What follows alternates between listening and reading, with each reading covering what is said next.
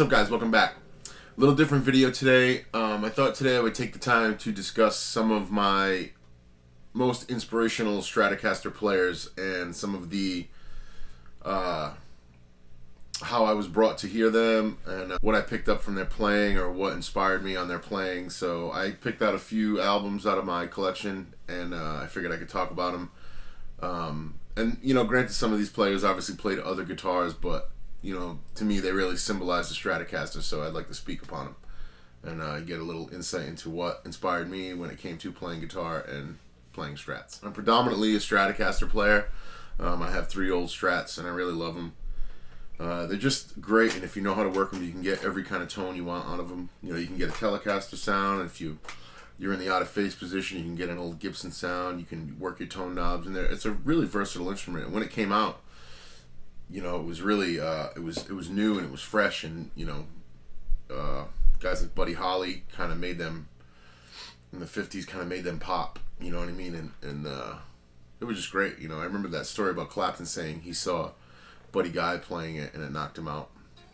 You know, and it's just an iconic instrument. You know, 3 pickups, tone knobs for your neck and your middle. And if you jockey, this is a 5-way in here, but if you jockeyed this just right, you could catch 2 pickups at the same time. That was really cool. They had this amazing tremolo system. You know, guys like Ike Turner and Jimi Hendrix, guys really worked that into their playing, and just great guitars, you know, iconic, and they will stand the test of time, the good ones. This is my 1961 Sonic Blue. I've done a video on this before, but it's a great guitar. It's got a quarter saw neck. It's just a great instrument, and I'm lucky to own it. It's me, and this is no way rating anybody or you know, I'm just a novice. This is just my favorites, some of my favorites. You know, your mileage may vary and you may feel differently about it, but it's just me talking about what inspired me. So the daddy of them all, you know, I really gravitate towards the Experience, you know, Noel and Mitch in the rhythm section. And funny story is, I was a young child and I was watching the movie Masters of the Universe, and in there's a scene, and I heard this, and I was more, you know, amazed at what that was. So I remember asking what that, whoever was with me at the time, I asked, and they said, oh, that was Jimi Hendrix. And I had no idea, you know, I was young, I was a little kid, and I really had no idea. And then I started hearing more stuff, and the first cassette I got was Jimi Hendrix Smash Hits. And being young, I thought like that was it. You know, you didn't get any more, like that was all Jimmy had. And then my mom, one Christmas, I think she found me every tape there was. And I heard things like Little Wing, Voodoo Child. You know, that riff changed my life. That,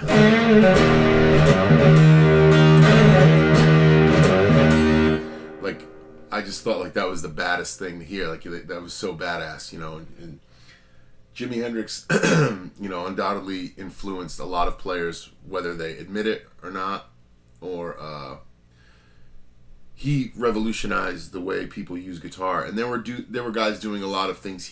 Buddy Guy was doing a lot of that stuff, Ike Turner was, but Jimmy, I always said Jimmy used the entire guitar from the headstock down to the springs and the tremolo cavity. He was just amazing. You know, and he was iconic, and the way he could put things together and make these masterpieces, again, will stay with us forever. I remember hearing Little Wing and thinking that there was no way that that's one guy. Like, I heard a live version, and I figured that there was like 20 people playing, because the way he was, you know, I didn't really understand, and I wasn't playing guitar at the time. I only started playing guitar in like 2006. But it just blew my mind, and he'll always be my ultimate. You know, I don't really feel as though you can compare Jimmy to anybody, and I think like he was the guitar, he was the instrument, he was the song, he was the music. You know, and everybody after him was kind of just a student. But there are some students, there are some, you know, legends that have you know, lit up that kindred spirit. And I'll always, I have Jimmy tattooed on my arm, and I'll always hold Jimmy close to my heart. I've been to Seattle a bunch of times and paid my respects, and he'll always be my ultimate. He'll always be the one constant. But thankfully, through Jimi Hendrix, I was introduced to guys like some of our next records, and guys like B.B. King, guys like Albert Collins, Muddy Waters, So I'm grateful, and I'm grateful to hold Jimi Hendrix in such a amazing place. Some of those things are amazing. And that was I don't know. It's just mind blowing. I still listen to him. I can listen to a studio record or just a live bootleg, and I still get my mind blown every time. So I'm grateful. And then sure enough, through Jimmy, I was introduced to Stevie Ray Vaughan, who undoubtedly is my biggest influence. I talked about him before, but Stevie did a lot for blues music at that time, and he crossed that boundary of maybe rock blues in some ways. I hate to say that, but on this record alone, Couldn't Stand the Weather, he covered one of Jimi Hendrix's songs, and I remember hearing that, and it was like, wow, he did it like his own way. Like, if people can do this, and people can play his stuff.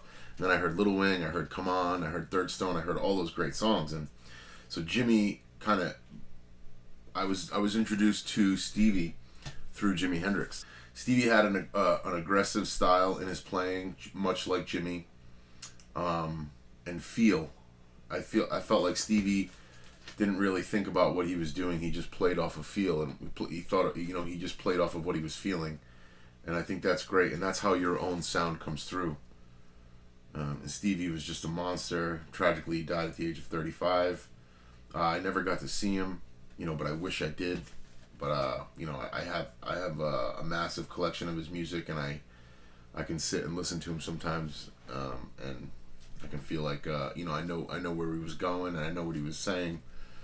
And just his way to incorporate guys like Albert King into his playing, and all of his influences, he was able to pay homage to them and nod to them, but by never a direct copy, and I think that's great. And again, Stevie will be forever in my heart. I love Stevie Ray Vaughan, and I love everything he's ever done. Even when, through his drug years, and then when he got sober, that was real inspiring to me, because myself, I'm sober, and I kind of took a cue from that and enough people that were around me, and I figured if guys like this can do it, So I think he's amazing, and he'll go down as one of the greats. Probably one of the greatest guitar players, Just absolutely incredible. And again, through Stevie, I was introduced to Jimmy Vaughan. And the first thing I said was, oh no, there's two of them. I suggest anybody to, even if it may not be your thing, to get yourself a copy of this record. This is Fabulous Thunderbirds, Girls Go Wild, and the best, some of the, like, Wait on Time, that's some of the best shuffling, and these guys were just super cool. You don't get any cooler than that. Absolutely amazing playing, and Jimmy Vaughan's feel and his tastefulness, and he had the ability to put whatever was needed in without trying, and that was amazing because everything he played seemed to just fit perfectly. And the great thing about that was with Jimmy, you got a totally different style from Stevie, and I think Jimmy Vaughan in some ways gets overlooked, but I will go on record and say that if there was no Jimmy Vaughan, there probably wouldn't be any Stevie Ray Vaughan. Jimmy Vaughan is a monster, and he's an absolute shredder, and Jimmy Vaughan can murder anybody out there. He can play all those styles. I've heard Jimmy Vaughan play Hendrix, I've heard him play rockabilly, I've heard him swing, and he can do it. And Jimmy Vaughan is an absolute living legend, and for anybody to overlook him, I suggest getting this record and turning it up and really listening to what's going on, because it's mind-blowing. All that playing behind the beat and really using the guitar and putting in the right phrases when needed. And his rhythm playing is actually amazing too. That's another thing I took from Jimmy Vaughan, is his amount of his composition. But Jimmy Vaughan is an absolute living legend and one of my most influential players. And then, through Jimmy Vaughan, I was introduced to Ronnie Earl. Ronnie's a local guy. And Ronnie sort of adapted that same style, but his own voice to it. His phrasing and his ability to take two super reverbs and make them sound like a lullaby, and then make them sound like an explosion going off. Ronnie still is an amazing player, and again, inspirational. He knows how to put in what needs to fit. His chord vocabulary and his phrasing and his playing are just amazing. And this is the one that sticks out for me. This is Ronnie Earl smoking. Ronnie Earl and the Broadcasters. Ronnie's right in Massachusetts, which is near me, and this is the stuff. This is as smooth as it gets right here. You know, Texas tone with his own little flavor. Quotes a lot of Magic Sam. Quotes a lot of Johnny Guitar Watson. You know, most people don't understand he was a contemporary of guys like Stevie Ray Vaughan and Jimmy Vaughan, and he could hang with the best of them. Ronnie's a badass, and he should never be overlooked because he was amazing. He still is amazing. Also, like through those guys, through Jimmy and Ronnie, especially Johnny Guitar Watson, this early stuff is just amazing. You know, and it's him just playing through a cranked up, probably Tweed, with a Stratocaster, and heavy use of the whammy bar in this, using the whole guitar, using studio effects like reverb, tremolo, and Johnny went on to convert. He always adapted to the changing times, and then he got into the funk thing, and maybe most notably known for that, you know, a real mother for you. But he is, Johnny Guitar Watson is the extremely tasteful, and you can hear a lot of Johnny Guitar in Jimmy Vaughan's early playing, and this is a must-have as well. You know, any compilation with Johnny Guitar, the early stuff is my top. Those are probably my top 5. You know, and this is not me saying, you know, this or that is better, but just some guys I want to mention that did influence me, but maybe later on, or not as hard as these guys did. You know, obviously the great Eric Clapton. He's truly put a voice to the Stratocaster, just a voice to his vibrato. And he found his own language on the guitar, which, face it, is really hard to do. You know, you'll never be able to master the instrument, I don't think, but he's really close. And like I said, putting your own voice to something and hearing 3 notes of a phrase and knowing who it is, I mean, that's amazing. You know, Eric Clapton is somebody who is influential, and he will always be. And he was able to adapt as well with the times. Buddy Guy and Junior Wells, Buddy Guy's playing on this was pretty nuts. It freaked me out. Reminded me a lot of Jimi Hendrix. Buddy Guy is still playing today, and he was doing it. You know, he was doing a lot of that stuff, playing behind his head, playing behind his back, playing with his teeth, using the whammy bar. The work he did with Muddy Waters and all of those guys, and he was in the studio cutting tracks with those legends that have all, you know, sadly passed away. But, you know, you can't overlook Buddy Guy. Ike Turner as well. Super influential on Jimi Hendrix, Buddy Guy, all of those guys. Ike Turner's use of a whammy bar was incredible. His arrangement, his being able to compose a band the way he did, you know, check it out. You can't overlook Mark Knopfler and his ability to use those 2 and 4 positions, you know, those in between, out of phase positions on the guitar. Wrote great songs. He's an amazing guitar player, and obviously gained respect from all his peers. You know, Clapton being one of them. Just phenomenal phrasing, phenomenal playing, and always struck me as he played the subtle side of things. More recently, I got into a lot of Rory Gallagher. You know, he played a bunch of different guitars, but, you know, he's most known for that battered Stratocaster.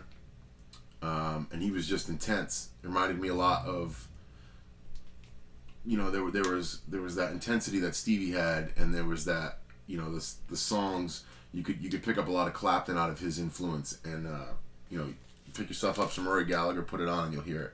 Sadly, he left us, but an amazing talent, an amazing guitar player, and somebody that I'm only recently starting to get into, and everything I watch is just mind blowing. For some of the newer guys, you know, I I can't really say newer because they've been around forever, but this album right here, Doyle Bramhall, Welcome, really, really, really changed my life.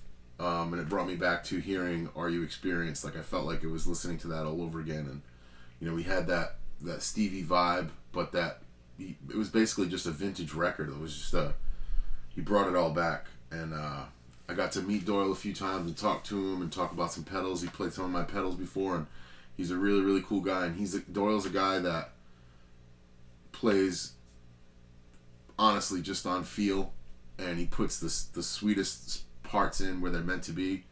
I don't think there's really no getting in his own head. I think he's just playing on what comes to him. And you'll notice sometimes Doyle will pause for a minute before he goes and takes a phrase, and I think that he's just waiting to, you know, receive whatever's coming to him. And super inspirational. Doyle's you know, one of my biggest influences. It doesn't come through in my playing because I'll probably never be able to do the stuff he does, but I would advise anybody to listen to any of them. But this one, if you're into those vintage tones, this is it. You know, this is an old fuzz face, an old Stratocaster, and an old Marshall.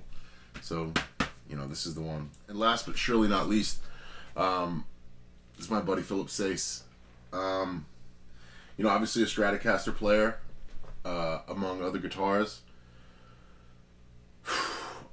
It's weird for me to talk about Philip because he's a friend of mine, and I feel like you know, his music influenced me, and it probably does come through in my playing, and you can hear some of it in my playing. But Philip probably influenced me more as a person. Sometimes it's you know, it's tough as life goes on, and you know, people do you wrong or whatever. But I really take a lot from Philip and how he treats people and how he is towards people and the person he is, you know, on stage and off stage. And he's a great friend. You know, we speak all the time, and I'm lucky to have a friend like him, and I'm lucky to be a better person because I know him. You know, in his presence, I'm a better person. Let alone the guitar playing and his speed up, slow down style, the intensity, the amount of sweat from the first note, beating the shit out of Stratocasters, and really owning. One thing I learned from Philip, and I attribute my carpal tunnel to it, is really owning every note you play. From the first note to the last note, you have to send it all home, and you have to really put a stamp on it. And once you cross that line of playing a little harder, I think you're committing to everything you're saying with your instrument, with your guitar. You're committing to everything you're saying with your guitar, and in that, you're owning it. You know, and Philip is definitely an influential player to many of us. There's many guys out there, even now in this day and age, you're finding something fresh and you're finding something new. And, you know, Philip was obviously influenced by a lot of these guys I talked about, and you can hear that. But somehow, again, he makes it his own phrase and his own voice. And I think that's amazing. Good buddy.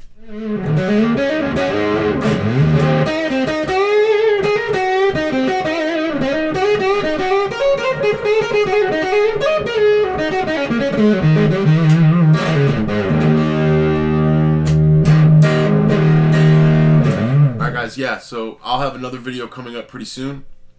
This was just a quick video talking about some Strat player influences. I hope you can dig these, and I hope you can check them out. These are really influential to me, and these are some of my favorites and my go-tos. I have a personal stack that I just always will have on repeat, and these are them. And again, I'm not saying that, you know, my opinion is any different. You may have something that inspires you that I don't even know about, or there's a certain track from a player that if I heard it, it would open another door and it would send me down another rabbit hole. So don't be afraid to post them down below. But these are just some of my favorites. I'm not knocking anybody and not putting them in any specific order. They just it's how I came up as a guitar player and how they influenced me.